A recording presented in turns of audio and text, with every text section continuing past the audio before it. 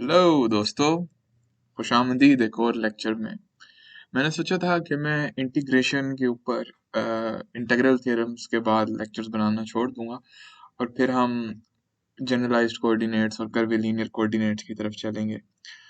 पर मैंने सोचा कि एक और वीडियो होनी चाहिए इंटीग्रेशन थ्योरम्स पर, क्योंकि ये बहुत यूजफुल थ्योरम्स हैं और जैसे जैसे आप वेक्टर कैलकुलस पढ़ेंगे हर जगह ये आएंगे। तो मुझे यही लगता है कि कम से कम एक और वीडियो होनी चाहिए इन पर, ताकि आप लोगों की प्रैक्टिस हो जाए। तो this is kind of a practice video. मैं आप लोगों को दिखाऊंगा कि कैसे डाइवर्जेंस थ्योरम यूज तो आपको करना आ गया होगा, कैसे डाइवर्जेंस थ्योरम और स्टोक्स थ्योरम को यूज करके आप मुख्तलिफ मजीद थ्योरम्स प्रूव कर सकते हैं।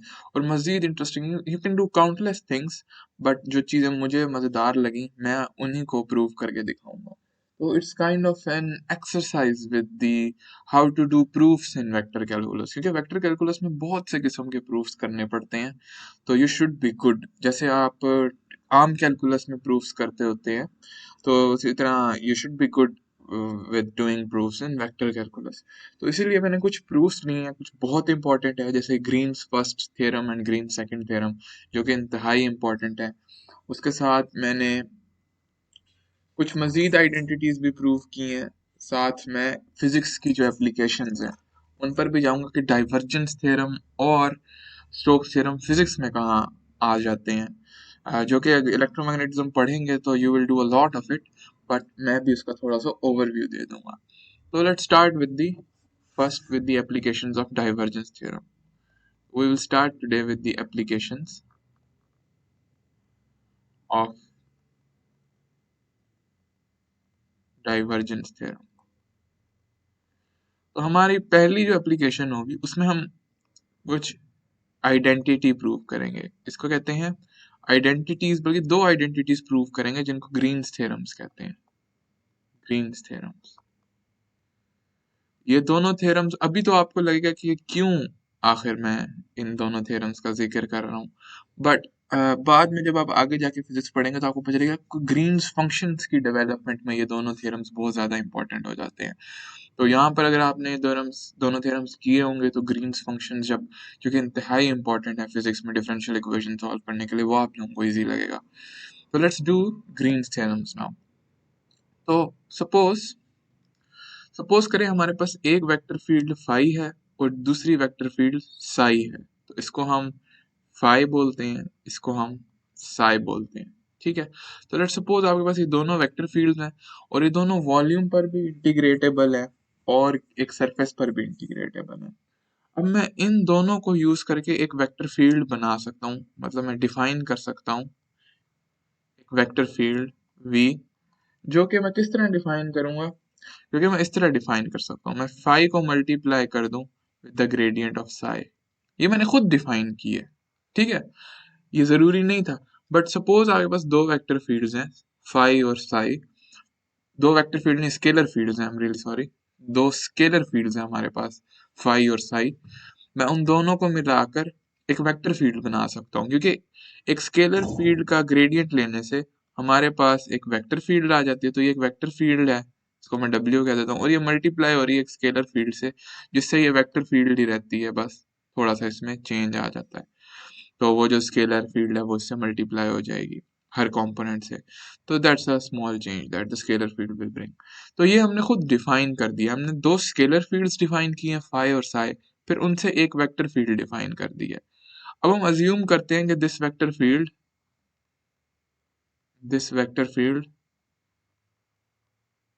obeys divergence theorem.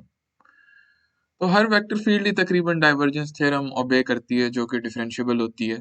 तो let's assume that this vector field also obeys divergence theorem, क्योंकि वेक्टर फील्ड्स डाइवर्जेंस थ्योरम ओबे करती होती हैं, तमाम वेक्टर फील्ड्स पर होता है जो इसकी कंडीशंस मीट करती हैं, और कंडीशंस मेरे ख्याल में यही होती है कि वो डिफरेंशिएबल होने चाहिए।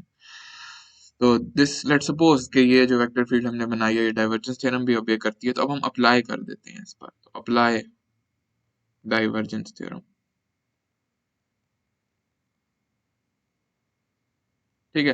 तो इस वेक्टर फील्ड पे अगर हम डाइवर्जेंस थ्योरम अप्लाई करें तो हमें डाइवर्जेंस थ्योरम कहता क्या है। तो डाइवर्जेंस थ्योरम हमें ये बात करता है कि अगर हमारे पास इस तरीके से हो, एक वेक्टर फील्ड हो v, उसका हम सॉरी डाइवर्जेंस थ्योरम में ये कहता है कि डेल डॉट v का जो वॉल्यूम इंटीग्रल है, यानी डाइवर्जेंस का volume integral, the volume integral of the divergence of a vector field is equals to the surface integral of the vector field.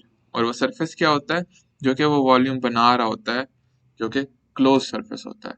तो इन दोनों को ये आपस में जोड़ देता है। अब इससे हम क्या देख सकते हैं कि इसकी जगह हम अगर पुट कर दें, तो इसकी अगर आप अब राइट हैंड साइड और लेफ्ट हैंड साइड में दोनों में ये पुट कर दें, तो हमारे पास आ जाएगा del dot phi del psi, क्योंकि फाई डेल साई ही हमारे पास v के बराबर है, डी टो आ जाएगा। और यहाँ हमारे पास राइट हैंड साइड पे क्या आएगा, डेल डॉट डेल डॉट तो नहीं, सिर्फ वेक्टर फील्ड ही आएगी। तो हमारे पास आएगा यहाँ पर surface integral of phi del psi dot d A, क्योंकि ये एज अ होल एक वेक्टर फील्ड है। तो अब हम इसके ऊपर प्रोडक्ट रूल लगा सकते हैं, ठीक है ना। मैंने आप लोगों को बताया था लास्ट टाइम, अगर ये एक फंक्शन f हो और हमारे पास वो एक वेक्टर फील्ड w से मल्टीप्लाई हो रहा हो और उसका हम डाइवर्जेंस लें, तो ये मैंने प्रूव करके दिखाया था पिछली एक वीडियो में कि ये बराबर होता है f डेल डॉट w के प्लस w डॉट डेल f के, ठीक है। तो हमारे पास w का काम क्या कर रहा है, ग्रेडियंट ऑफ साई कर रहा है, और f का काम क्या कर रहा है, फाई कर रहा है। तो हम ये पुट कर देते हैं इसके अंदर। तो इस प्रोडक्ट रूल को अगर मैं अप्लाई कर दूं, अब again now I am applying this product rule, ये बस दिखाना था मैंने ताकि आप लोगों को प्रोडक्ट रूल हमारा याद आ जाए। तो इसको अप्लाई कर देता हूँ मैं प्रोडक्ट रूल को। तो प्रोडक्ट रूल अप्लाई करने के बाद मेरे पास यहाँ पर आ जाएगा सरफेस इंटीग्रल। तो पहले फंक्शन, ठीक है, फिर del dot the vector field, तो del dot del phi plus फिर क्या आएगा हमारे पास, इधर मैंने s लिख दिया, इधर वॉल्यूम इंटीग्रल है हमारे पास। तो ये किस चीज के बराबर हुआ, v। फिर हमारे पास आ जाएगा del dot del psi plus हमारे पास फिर आएगा हमारे वेक्टर फील्ड, अब पहले आएगी। तो हमारी वेक्टर फील्ड है del phi dotted with del phi, क्योंकि दूसरी वेक्टर फील्ड का फंक्शन का भी फिर ग्रेडियंट लेके उसको डॉट कर देते हैं वेक्टर फील्ड के साथ। तो दिस होल, इस पूरे का जो इंटीग्रल है वो किस चीज के बराबर होगा, C phi del phi dot d a, ठीक है। इसको मैं इक्वेशन 1 कह देता हूँ। तो अब मैं बोर्ड मिटाता हूँ और बस इक्वेशन 1 अपने पास लिखता हूँ। ये बहुत इंपॉर्टेंट इक्वेशन है। और यहाँ पर मिटाने से पहले आप लोगों को मैं ये बात बता चलूँ कि ये जो है ये डेल स्क्वायर साई हो जाएगा। इसकी जगह मैं क्या लिख सकता हूँ, इसको मिटा के मैं यहाँ डेल स्क्वायर साई भी लिख सकता हूँ। तो ये मेरे पास चीज हो जाएगी del square psi plus del phi dot del psi d top. तो ये मेरे पास इक्वेशन 1 है और मैं अपना बोर्ड इरेज करता हूँ पूरा और फिर ये इक्वेशन 1 दोबारा लिखता हूँ। तो हमारे पास पहली इंपॉर्टेंट इक्वेशन आ गई है अपनी, जो कि है surface integral of phi del dot phi d A dot d A is equals to phi volume integral of phi del square phi del square psi plus del phi dot del psi. या इन दोनों का अगर मैं order change भी कर दूं तो it makes no difference, but पहले मैंने ऑर्डर चेंज रखा था तो क्योंकि क्रॉस प्रोडक्ट जो होता है कॉम्यूटेटिव होता है इस वजह से। पर चलें, for consistency let's keep the order the same over the two. But ये हमारी चॉइस थी, ये हमारी चॉइस थी, it was our choice to define the vector field v as phi del dot psi. We could as well तो we could as well define, हम एक और वेक्टर फील्ड भी डिफाइन कर सकते थे। वो क्या, हम वेक्टर फील्ड W डिफाइन कर देते ऐसे, जो कि होती psi del dot, sorry dot नहीं था, ग्रेडियंट लेते हैं, इसके साथ तो डॉट नहीं हो सकता स्केलर फील्ड के साथ, तो साई डेल फाई, जो कि होती साई डेल फाई। ठीक है, फाई डेल फाई के बजाय हम साई डेल फाई भी कर सकते थे, तो वो हमने क्यों नहीं किया, तो उसकी मैं आप लोगों को अब रीजन बताने की कोशिश करता हूँ। तो उसकी रीजन नहीं, बल्कि अब हम उसको यूज करके एक और आइडेंटिटी डेवलप करते हैं। तो ये हमारे पास इक्वेशन 1 आई है। अब हम अगर इसको यूज करते तो हमारे पास यही इक्वेशन आती, बट हर जगह क्या होता, फाई रिप्लेस हो जाता साई के साथ। तो हम ऐसे ही करते हैं। तो हम अगर if we had use this, तो अब मैं ये करता हूँ, if we had used W as our vector field, तो फिर क्या होता, फिर हमारे पास जो एंड रिजल्ट आता वो ये आता कि सरफेस इंटीग्रल, ये आप करके भी देख सकते हैं, ऑफ साई डेल फाई, ये डॉट डी ए, ये वही सारा प्रोसीजर फॉलो करके ये बराबर होता volume integral of phi del square psi plus del phi dot del psi d टॉ।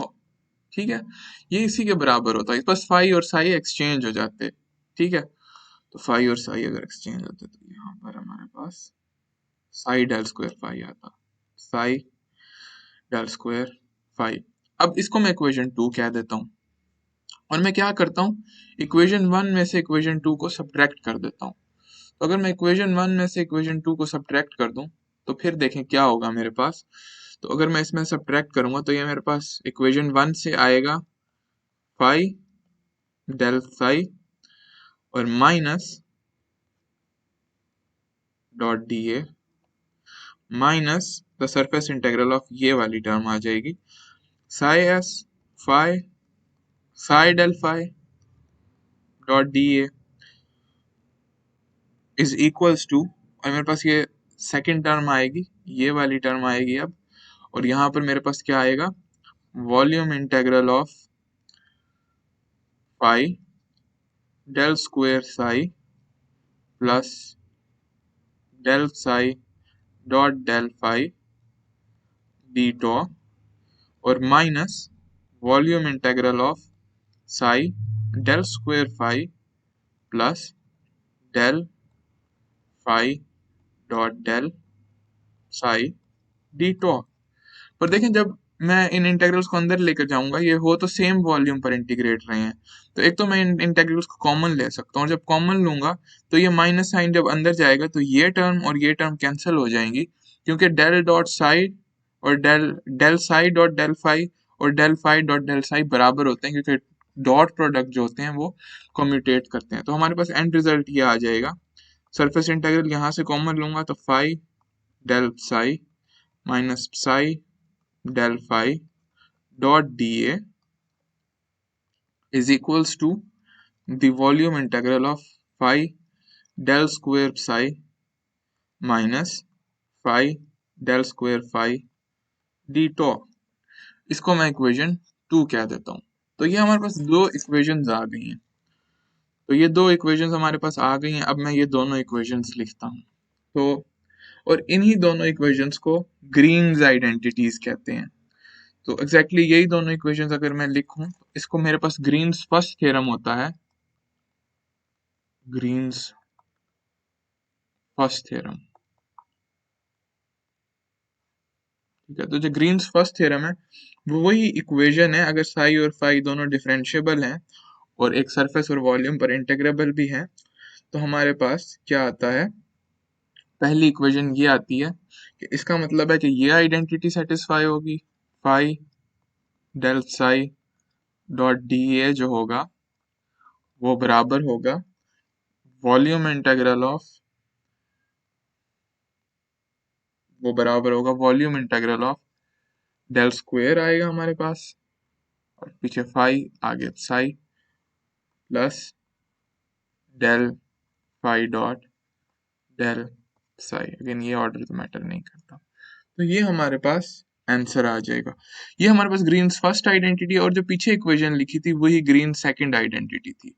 अब आप कहेंगे ये दोनों थ्योरम ये तो कोई भी बना लेता, खुद बना लेता अपने आप से यूज करके। हम भी अगर बहुत सारी वेक्टर फील्ड्स को इकट्ठा करते और पंगे लें तो इससे भी ज्यादा अजीब अजीब चीजें बना लेंगे, अजीब अजीब आइडेंटिटीज डिफाइन कर लेंगे। तो हाँ, ऐसा ही है, बट असल में द थिंग इज कि हम अजीब अजीब चीजें बना सकते हैं, बट ये जो दो थ्योरम्स हैं ये बहुत ज्यादा यूजफुल होते हैं और बहुत ज्यादा काम आते हैं। ठीक है, तो अब हम इन दोनों थ्योरम्स को इसलिए स्पेशल नाम दिया गया है। ऐसा नहीं है कि ग्रीन्स ऐसे ही मशहूर हो गया बस, ये दोनों थ्योरम्स क्योंकि फिजिक्स में बहुत ज्यादा आते हैं, तो our boy Green is famous for that reason. तो ये आइडेंटिटी फिर हमारे पास, ये दोनों आइडेंटिटीज मैं चाहता हूँ आप लोग अपने पास लिख लें, अभी तो नहीं, बट इनकी फिजिकल इंटरप्रिटेशन भी और ये क्या है ये भी बाद में बहुत ज्यादा काम आएंगे आप लोगों के। तो यू विल बी थैंकफुल कि you saw these derivations here, क्योंकि बाद में हो सकता है आपके टीचर्स डेरिवेशन ना करें इन आइडेंटिटीज की, बस ऐसे ही आप लोगों को ये आइडेंटिटीज प्रोवाइड कर दी जाए। तो these three are very important, these two are very important identities जो कि आगे ग्रीन्स फंक्शन की डेवलपमेंट में बहुत ज्यादा अपीयर होंगी। तो ये इसकी पहली एप्लीकेशन थी डाइवर्जेंस थ्योरम भी, क्योंकि हमने डाइवर्जेंस थ्योरम यूज करके हम यहाँ तक पहुंच सके हैं। तो अगर डाइवर्जेंस थ्योरम यूज ना करते तो हम यहाँ तक ना आ पाते। तो now what else can we do, we can prove another identity. एक और आइडेंटिटी मैं प्रूव करता हूँ, वैसे कई आइडेंटिटीज आप प्रूव कर सकते हैं, but let me show you. और इस this kind of proofs are really nice to know. So ये जो आइडेंटिटी है ये हमें कहती है, again if you have a vector field phi, so sorry again मैं इसको स्केलर फील्ड है, हमारे पास साई एक स्केलर फील्ड है, साई नहीं, phi is a scalar field जो कि डिफरेंशिएबल भी है इन अ रीजन, डिफरेंशिएबल है, differentiable in volume V and region. और ये वॉल्यूम जो है इसकी एक बाउंड्री भी है, बाउंड्री को पी कह दें या let's call it a surface जो इस वॉल्यूम के ऊपर है ऑन अ सरफेस एस। तो हमें क्या कहता है, ये एक अनदर आइडेंटिटी है, देयर इज अ थ्योरम कि जो वॉल्यूम इंटेग्रल है इस वेक्टर फील्ड का वो बराबर है क्लोज सरफेस इंटेग्रल के phi times d A. There is no dot product here, क्योंकि ये चीज भी एक वेक्टर है तो ये चीज भी एक वेक्टर बनेगी। तो how can you prove this, कि जो ग्रेडियंट लेकर एक स्केलर फंक्शन का ग्रेडियंट लेकर जो फील्ड आती है वो कैसे बराबर है क्लोज सरफेस इंटीग्रल के, जो उस वॉल्यूम के ऊपर सरफेस बनता है, क्लोज सरफेस इंटीग्रल्स के टाइम्स द क्लोज्ड एरिया या टाइम्स द डीए। तो इसको हम कैसे प्रूव कर सकते हैं, now there is a trick. इसमें ट्रिक ये है कि आप सपोज करें कि आपकी जो वेक्टर फील्ड है ना, जो आपकी वेक्टर फील्ड है वो बराबर है फाई टाइम्स सी के, where C is a constant vector. C जो है एक कांस्टेंट वेक्टर है, यानी फाई तो वेरिएबल है, एक्स वाई जी पर डिपेंड करता है, पर सी एक्स वाई जी पर डिपेंड नहीं करता। सी फॉर एग्जांपल 1 i 2 j 3 के भी हो सकता है। तो आप अपनी ये वेक्टर फील्ड डिफाइन करें, इस वेक्टर फील्ड को फिर डिफाइन करके और पुट इन डाइवर्जेंस थ्योरम, और इस पर डाइवर्जेंस थ्योरम अप्लाई कर दें तो आपके पास खुद ब खुद ये आइडेंटिटी आ जाएगी। यानी ये आइडेंटिटी प्रूव करने के लिए आप इसके साथ कोई काम ही नहीं करते, आप डाइवर्जेंस थ्योरम से आते हैं, उसमें ये ट्रिक यूज करके कि हम v ऐसा ले लें, v फाई c के बराबर हो, तो हम इसको प्रूव करते हैं। अब तो इसका प्रूफ कैसे चलेगा, अगेन यही ट्रिक यूज करेंगे। तो हमारे पास वो क्या कहता है, v डॉट डी ए का जो सरफेस इंटीग्रल है वो बराबर है वॉल्यूम इंटीग्रल के del dot v D tau. ठीक है, अब हम इसके अंदर ये चीजें पुट कर देते हैं। अगर मैं इसके अंदर ये पुट कर दूं तो सरफेस इंटीग्रल किस चीज का हो जाएगा, phi C dot d A का। अभी हम इसकी राइट हैंड साइड को जरा स्टडी करते हैं, सॉरी लेफ्ट हैंड साइड को पहले मैंने लिखा है तो इसकी लेफ्ट हैंड साइड को स्टडी करते हैं आफ्टर पुटिंग इट। तो ये हमारे पास एल एच एस आ गया है। तो एल एच एस को अगर स्टडी करें तो देखें इसमें सी तो कांस्टेंट है, तो मैं सी को इंटीग्रल से बाहर भी निकाल सकता हूँ। तो C dot integral of phi d A हो जाएगा, यानी इस वेक्टर फील्ड जब एक इंटीग्रल लेकर फिर हम उसको सी के साथ डॉट कर सकते हैं। तो दैट्स अ नाइस थिंग। और अगर आर एच एस की तरफ देखें, तो आर एच एस की तरफ अगर मैं देखूं तो ये है volume integral of del dot phi C. But del dot phi C d tau क्या था, ये मैंने लास्ट टाइम भी प्रूव करवाया था, कि अभी भी मैंने पीछे भी दिखाया था कि ये क्या होता है। इसको हम लिख सकते हैं, डेरिवेटिव का प्रोडक्ट रूल लगा सकते हैं, डेल डॉट फाई सी हो जाएगा फाई डेल डॉट सी, हाँ phi del dot C plus C dot del phi के बराबर। तो इसको हम यूज करते हैं, तो ये हो जाएगा volume integral of phi del dot C plus C dot del phi over d tau. तो यहाँ पर हमारे पास क्या आ जाएगा, डेल डॉट सी तो जीरो हो जाएगा क्योंकि इसके सारे कॉन्स्टेंट्स हैं जो वो हैं। तो जब भी हम partial x by partial C x करेंगे तो ये भी जीरो हो जाएगा, तो पूरी डाइवर्जेंस इसकी जीरो हो जाएगी क्योंकि ये सारे कांस्टेंट हैं, सी एक्स सी वाई सी जी सब कांस्टेंट है। तो इससे हमारे पास फिर क्या आ जाएगा, ये सारा कुछ बराबर हो जाएगा partial V del phi C del dot phi C d tau जो है वो किसके बराबर हो जाएगा, partial V C dot del phi d tau के। और अगेन क्योंकि सी कांस्टेंट है तो मैं इसको बाहर निकाल सकता हूँ इस इंटीग्रल से, तो ये हमारे पास आ जाएगा डेल फाई डी टॉ। अब हमारे पास क्योंकि ये दोनों इंटीग्रल्स बराबर थे, since L H S is equal to R H S, ये तो हमें पता ही है ना कि L H S R H S की इक्वल है, हमने पास एल एच एस और आर एच एस को सिंप्लीफाई किया। तो एल एच एस से हमारे पास आया था सिंप्लीफिकेशन के बाद C dot phi d A is equal to C dot del phi d tau. तो C क्योंकि कॉमन है और हमने C को स्पेसिफाई नहीं किया, तो इसका मतलब C की जरूरत ही नहीं है इसमें, तो हम C को ओमिट कर सकते हैं। तो we can omit C because C was not specified, it works for any vector C को हम कुछ भी ले सकते हैं, तो ओमिट C। तो हमने फिर प्रूव कर दिया होगा कि on a surface of phi d A is equals to V del phi d tau Q E D, hence हमने प्रूव कर दिया। तो ये एक बड़ा सिंपल सा प्रूफ था और एक इम्पॉर्टेंट आइडेंटिटी भी। इस तरह की कई आइडेंटिटीज आप प्रूव कर सकते हैं। फॉर एग्जांपल अगर आप अपनी वेक्टर फील्ड को ले लें some constant vector times del phi, तो you can prove even more interesting things. तो आप अपनी वेक्टर फील्ड ये लेकर देखें तो आपको कुछ और शायद इम्पोर्टेंट थिंग्स भी पता चलें, या ये भी ना लेकर देखें, आप इसको W टाइम्स W लेकर देखें और फिर इस पर डाइवर्जेंस थ्योरम अप्लाई करें, you will find another beautiful law. तो ट्राई इट। ओके, तो अब हम किस तरफ चलते हैं, एक फिजिक्स की एप्लीकेशन की तरफ चलते हैं। Now let's go towards a physics application.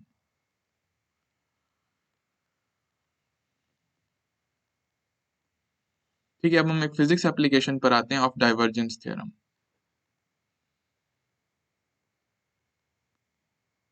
देखें, आपको इधर हम डाइवर्जेंस की फिजिकल इंट्यूशन यूज करेंगे। देखें, अगर आपके पास कोई एक वॉल्यूम हो आपके पास और इस वॉल्यूम के ऊपर चार्जेस हों, तो जिस पॉइंट पर ज्यादा चार्जेस होंगे और फर्ज करें पॉजिटिव चार्ज है, उस पॉइंट से ज्यादा फ्लक्स पास होगा।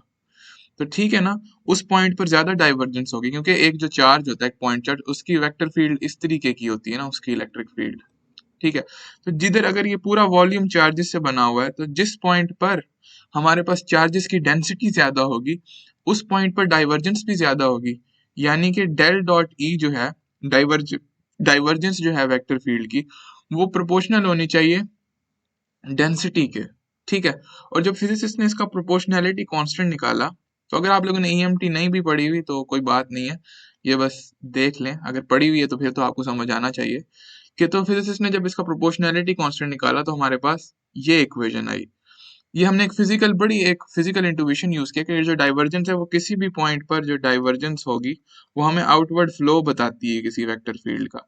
तो हर पॉइंट पर अगर, तो फिर किसी भी पॉइंट पर जो जिस पॉइंट पर डेंसिटी ज्यादा होगी एक वॉल्यूम के अंदर, अगर एक वॉल्यूम पर मैंने चार्जेस बिखेरे हुए हैं, तो जिधर उसकी चार्ज डेंसिटी ज्यादा होगी उधर ही हमारे पास डाइवर्जेंस भी ज्यादा होगी। तो at any point divergence is proportional to the density. और जब हमने कांस्टेंट निकाला तो वो एप्सिलॉन निकला। तो अब हम क्या करते हैं, we can now use divergence theorem to find the integral form of Gauss's law. तो apply So we can use divergence theorem, apply तो नहीं करेंगे, use करेंगे. So we can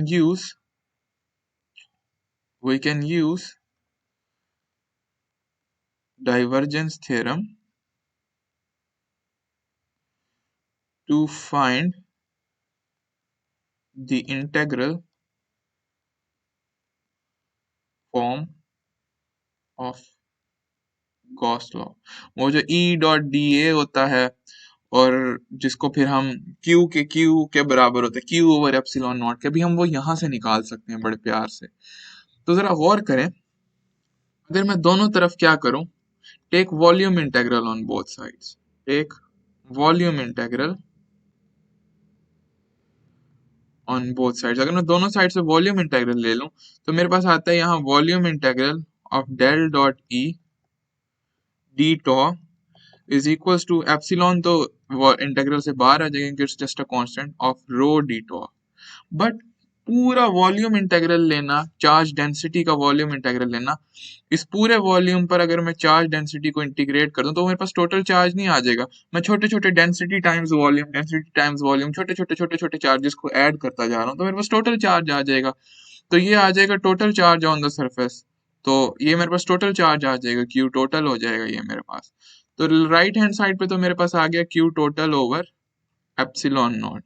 अब जरा लेफ्ट हैंड साइड को देखें, इसकी लेफ्ट हैंड साइड को देखें, तो अब मैं यहाँ पर क्या कर सकता हूँ, डाइवर्जेंस थ्योरम अप्लाई कर सकता हूँ. कि डाइवर्जेंस थ्योरम कहता है कि किसी भी डेल डॉट वी का जो डी टॉ है, डेल डॉट वी डी टॉ का जो है वॉल्यूम इंटेग्रल है, हम उसको ऐसे लिख सकते हैं कि it's the close surface integral of V dot d a. तो हमें इसका भी del dot E d tau है, तो इसको भी हमें लिख देना चाहिए फिर close surface integral of del dot del इन नहीं ई डॉट डी ए, जो कि आपने एफएससी तक में देखी होगी या अगर यूनिवर्सिटी फिजिक्स पढ़ी है तब भी देखी होगी, जो कि ज्यादातर फॉर्म दिखाई जाती है बच्चों को गॉसेस लॉ की. तो this is the integral form of Gauss's law, जिससे आप लोग यूज टू होंगे कि close surface integral of E dot d is equals to Q over epsilon naught. तो उसको ज्यादा अच्छा तरीका निकालने का ये है, देखें इससे हम फिजिकल इंट्यूशन यूज करके बड़े आराम से इस तक पहुंच सकते हैं, गॉसेस लॉ तक. तो अब एक एप्लीकेशन हम स्टोक्स थ्योरम की भी कर लेते हैं और फिर इस वीडियो को खत्म करते हैं. बस एक करेंगे, उसके बाद मैं आप लोगों को छुट्टी दे दूंगा. Application of Stokes theorem. तो ये मेरा इस पर्पज ही यही था इस वीडियो का कि मैं आप लोगों को यूज टू कर दूं कि प्रूफ्स कैसे किए जाते हैं वेक्टर कैलकुलस में. तो हम अब ये प्रूव करेंगे स्टोक्स थ्योरम से कि से you have a surface S और आप उस पर एरिया का इंटेग्रल लेते हैं, एरिया एलिमेंट का, जो भी परपेंडिकुलर एरिया एलिमेंट होगा, आप पूरे एरिया एलिमेंट को इंटीग्रेट कर देते हैं, तो वो बराबर होगा 1/2 times the closed curved integral, surface integral नहीं, closed curve integral of r cross dr. It is such a bizarre result and you may wonder how you can prove it, but it's quite simple, so do not worry. तो इसको हम कैसे prove करेंगे, तो हम इसको prove कर सकते हैं, you can prove it using Stokes theorem. आप ये प्रूव कर सकते हैं यूजिंग स्टोक्स थ्योरम से. और कैसे आप स्टोक्स थ्योरम को यूज करेंगे, आप अपनी वेक्टर फील्ड जो है v को अज्यूम करेंगे कि वो है c क्रॉस r के बराबर, और फिर आप कुछ आइडेंटिटीज यूज करेंगे and you will see it pop out. तो v जो है c क्रॉस r के बराबर है, और r क्या चीज होती है, r की डेफिनेशन यही होती है कि ये होता है xi plus yj plus zk. या अगर मैं x1 x2 x3 की जबान में लिखूं तो r का जो कोई एक कंपोनेंट होता है ना, वो बराबर होता है xi के, क्योंकि अगर मैं इसको इस तरह लिख दूं x1 e1 hat plus x2 e2 hat plus x3 e3 hat, तो r का कोई भी एक कंपोनेंट जो होता है वो xi के बराबर होता है. ये r की डेफिनेशन है. r इस वेक्टर फील्ड को कहते हैं, पोजीशन वेक्टर फील्ड को ही r कहते हैं. इसकी हमने डाइवर्जेंस भी लेकर देखी हुई है. जब हमने इसकी डाइवर्जेंस ली थी तो वो क्या आती थी, 3 आती थी हमारे पास. तो ये फैक्ट भी हम अभी यूज करने वाले हैं. तो अब जरा अपनी सीट बेल्ट्स बांध कर बैठ जाइए और इस थ्योरम के प्रूफ को एंजॉय करिए. Let's prove now. तो हम इसको प्रूव करते हैं. इस वाली ये हम वेक्टर फील्ड अज्यूम करेंगे और हम इस पर वेक्टर फील्ड पर यूज कर देंगे स्टोक्स थ्योरम को. तो use Stokes theorem on v। तो अगर हम इस वेक्टर फील्ड पर स्टोक्स थ्योरम यूज कर दें तो हमारे पास क्या आता है, लेकिन स्टोक्स थ्योरम क्या करता है, कहता है क्लोज सरफेस तो नहीं, surface integral of del cross v dot d A, हम डॉट कर दें डी ए से, तो हमारे पास क्या आता है, closed loop integral, so closed curve integral of v dot D L, ये हमारे पास आता है। तो और डी एल के लिए हमारे पास दूसरा नाम ही डी आर भी है, ठीक है। तो डी एल को अब हम इधर डी आर कह रहे हैं, थोड़ी सी नोटेशन में मैं चेंज लाया हूँ, ठीक है। तो इसको मैं इस तरह भी लिख सकता हूँ, क्योंकि मैंने आप लोगों को पहले भी बताया था कि डी एल जो है वो भी डी एक्स आई प्लस डी वाई जे प्लस डी जी के बराबर होता है, तो it's almost the same thing. अब देखें कि इस पर हम अगर इसके अंदर अब हम अपनी वेक्टर फील्ड पुट कर दें, जो कि हमने v को लिया हुआ है किसके बराबर, c क्रॉस r के बराबर, तो इधर से हम जरा पहले अपनी राइट हैंड साइड देख लेते हैं। पहले हम जरा राइट हैंड साइड को देख लेते हैं, हमारे पास राइट हैंड साइड से क्या आता है, हमारे पास राइट हैंड साइड से ये रिजल्ट आता है कि v लिखना था मुझे, तो राइट हैंड साइड पर हमारे पास क्या है, क्लोज लूप इंटीग्रल है v डॉट डी आर का, और v क्या है हमारे पास v जो है वो बन जाएगा close loop integral of c cross r, क्योंकि हमने v को c क्रॉस r अज्यूम किया है डॉट डी आर। आप लोगों को पता ही होगा एक आइडेंटिटी होती है हमारे पास a cross b dot c, जो वेक्टर ट्रिपल प्रोडक्ट होता है, ये भी कुछ इस तरीके का है। c क्रॉस r जो है वो हमारे पास क्या बन रहा है, ए क्रॉस बी का काम कर रहा है, और डी आर जो है वो सी का काम कर रहा है। तो हम क्या कर सकते हैं, अगर मैं ये बराबर होती है अपनी इवन परम्यूटेशंस के, तो ये जो A cross B dot del C होता है ना, ये बराबर होता है, इसको फर्क नहीं पड़ता अगर मैं सी को इधर ले जाऊं, तो यानी कि मैं इसको इस तरह लिख दूं सी क्रॉस बी डॉट ए के, तो ये आपस में बराबर होते हैं। जो कि इधर किस चीज के बराबर होगा ये आप प्रूव भी कर सकते हैं बड़े आराम से इसको सॉल्व करके अपनी कंपोनेंट फॉर्म में। तो ये इधर किस चीज के बराबर होगा, इधर हमारे पास क्या आ जाएगा, इधर हमारे पास फिर आ जाएगा d R cross R dot C, right. और अगर मैं सी को बाहर निकाल लूं क्योंकि सी कांस्टेंट है, तो ये हमारे पास हो जाता है C dot close loop integral of d R cross R, ये हमारे पास रिजल्ट आता है इससे। यहाँ पर हमारे पास c है, यहाँ पर हमारे पास v डॉट डी आर है, तो हमारे पास राइट हैंड साइड इस चीज के बराबर आ गई है, ठीक है। तो ये अभी अपने पास रखें और बाद में मैं इसको यूज भी करूंगा। अब हम जरा लेफ्ट हैंड साइड का हाल चाल पूछ लेते हैं।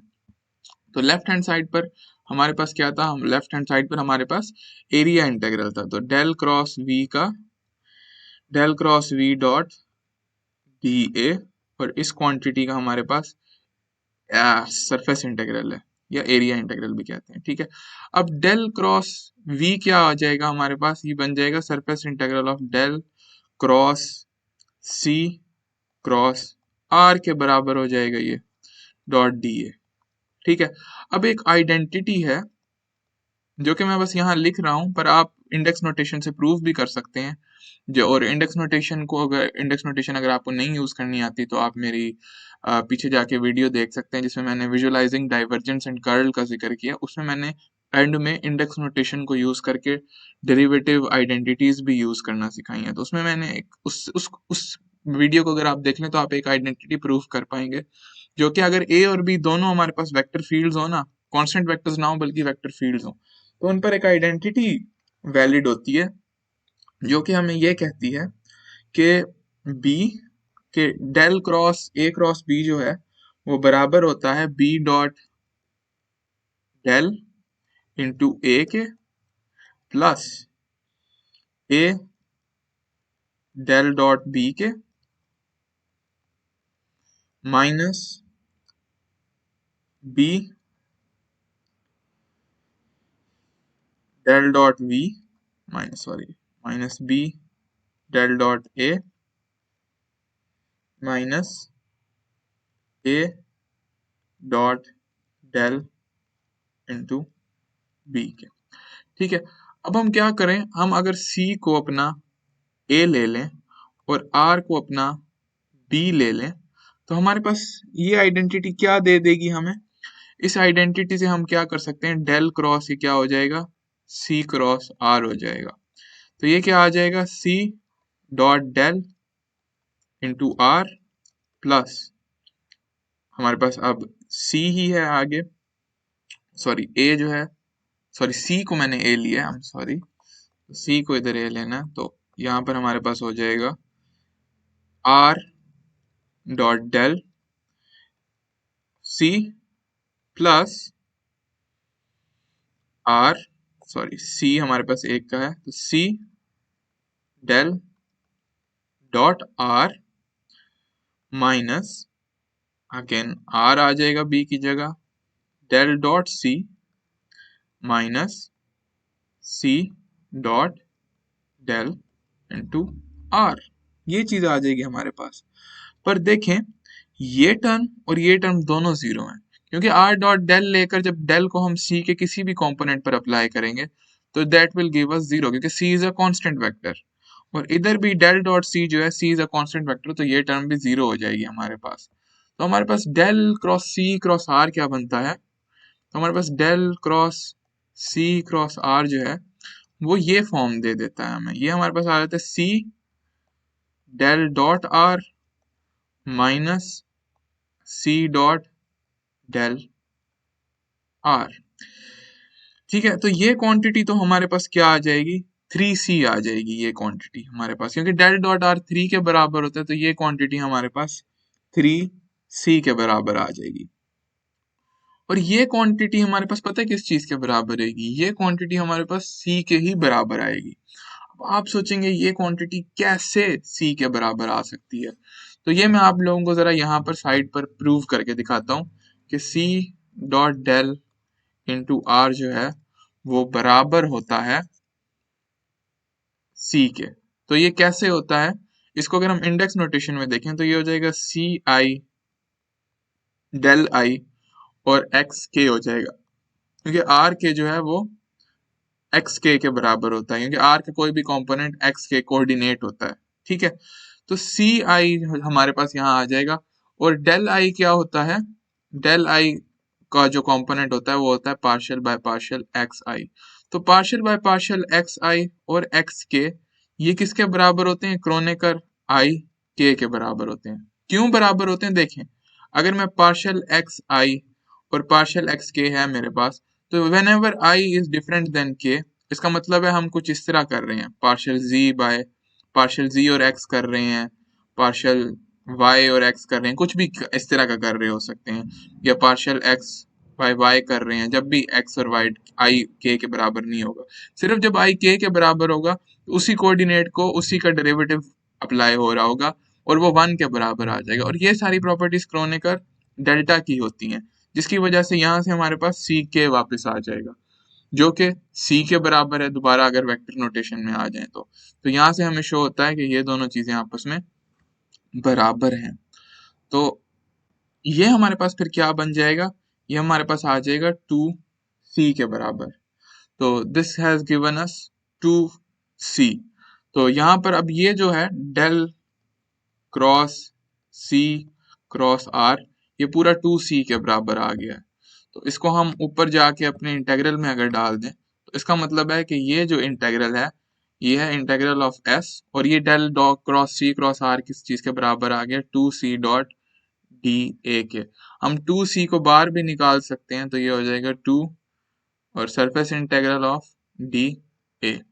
अब हमें पता है कि राइट हैंड साइड क्योंकि लेफ्ट हैंड साइड के बराबर होती है, और हमारी जो राइट हैंड साइड है वो ये चीज बनी थी और लेफ्ट हैंड साइड क्या बनी है, ये चीज बनी है, इसका मतलब ये दोनों चीजें बराबर हैं। तो इधर इसको और इसको बराबर डाल के देख लेते हैं, because left hand side is equal to the right hand side. तो जब हम ये बराबर डालेंगे दोनों को तो हमारे पास क्या आ जाएगा, 2c dot d A S is equals to S d R cross R, और यहाँ पर क्योंकि c हमारे पास बाहर था तो c तो मैटर नहीं करता और 2 दूसरी साइड पर चला जाएगा, तो surface integral of d A is equals to 1/2 d R cross R, और यहाँ पर हमारे पास क्लोज्ड लूप है, क्लोज सरफेस नहीं है। ठीक है, तो ये हमारे पास इन दी एंड आंसर आ गया है। तो that's what we ought to prove, हम यही प्रूव करना चाहते थे, जो कि हमने प्रूव कर दिया है। अब इधर एक माइनस साइन की आप लोगों को लगेगा मिस्टेक है।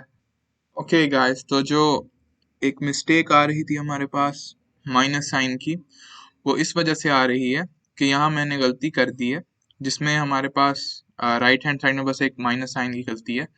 तो क्योंकि हम अगर एक एक ऑड परम्यूटेशन लें तो हमारे पास एक माइनस साइन आता है, तो अगर मैं हमारे पास क्या करूं, ए को पहले इधर लेकर जाऊं तो ये एक माइनस साइन आएगा बी क्रॉस ए का डॉट सी, और फिर ए को इसके साथ एक्सचेंज करूं, यानी ऑड नंबर में एक्सचेंज करें तो एक माइनस साइन आता है, तो एक और माइनस साइन आएगा और यहाँ हमारे पास B cross C dot A के बराबर होता है। तो ये इस तरीके से चलते हैं, इवन ऑड परम्यूटेशन में चलते हैं।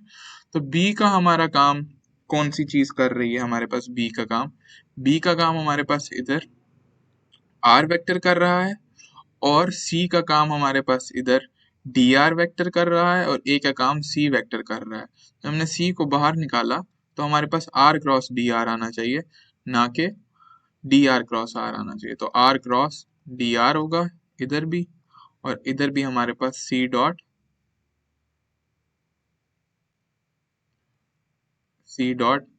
आर क्रॉस डी आर हो जाएगा, जिससे हमारे पास जो प्रॉब्लम है, जो हम are H S equals are H S L H S equals are H S करेंगे, तो हमारे पास आर क्रॉस डी आर आ जाएगा, और इधर भी हमारे पास आर क्रॉस डी आर आ जाएगा, जिससे हमारे पास ये चीज़ प्रूव हो जाएगी जो हम प्रूव करने के लिए निकले थे। तो आई होप कि आप लोगों को वीडियो पसंद आई होगी। Thank you for watching. अगर कुछ समझ नहीं आया प्लीज़ कमेंट्स मुझसे पूछ लीजिएगा।